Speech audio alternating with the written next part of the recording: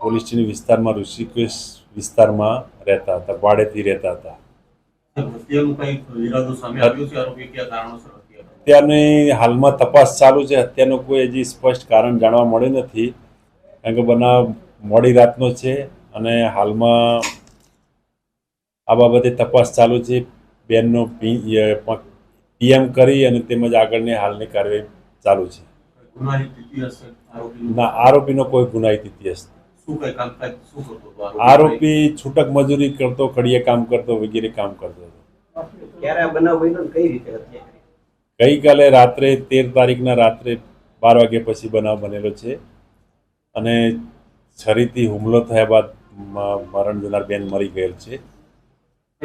દુષ્કર્મનો પણ આરોપ લગાવ્યો છે. દુષ્કર્મ ના, હાલમાં એ હજી તપાસ ચાલુ છે અને આરોપીને તેમજ જે આજુબાજુના નિવેદનો મેળવીને તપાસ કરી, એના પછી ચોક્કસ મરણ જનારનું જે કેમ મરણ ગયો કે કેમ માર્યા તે બાબતે ચોક્કસ કારણ તપાસમાં આવશે. પ્રાથમિક કારણ કઈ છે? કારણ કે પાછળ જ આરોપી રહેતો હતો ને એક જ દિવાલ હતી. એ વાતચીત એમને મૌખિક વાતચીત થતી એમની, પણ એવું કોઈ બાબતે હજી કોઈ સ્પષ્ટ કારણ નથી મળ્યું કે કેમ આ બનાવ બને. ના, હજી સુધી કોઈ એવું પ્રાથમિક પૂછપરછ દરમિયાન કોઈ એવું ચોક્કસ કારણ જાણવા મળેલ નથી. હાલમાં તપાસ ચાલુ જ છે.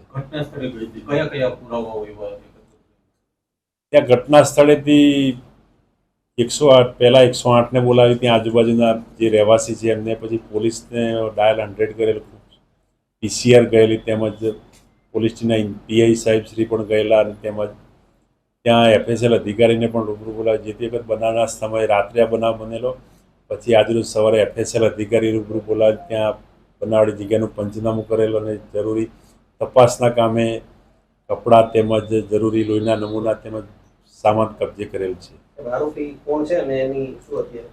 આરોપીનું નામ કાનજીભાઈ ભીમાભાઈ વાંજા છે ને મૂળ રહેવાસી એ કોડીનાર તાલુકાના ગામનો છે અને અહીંયા છૂટક મજૂરી કરતો હતો. એટલે હાલમાં એની હજી પૂછપરછ ચાલુ છે. પૂછપરછના અંતે એની અટકાયત કરવામાં આવશે. એ પણ ભાડે રહેતો હતો.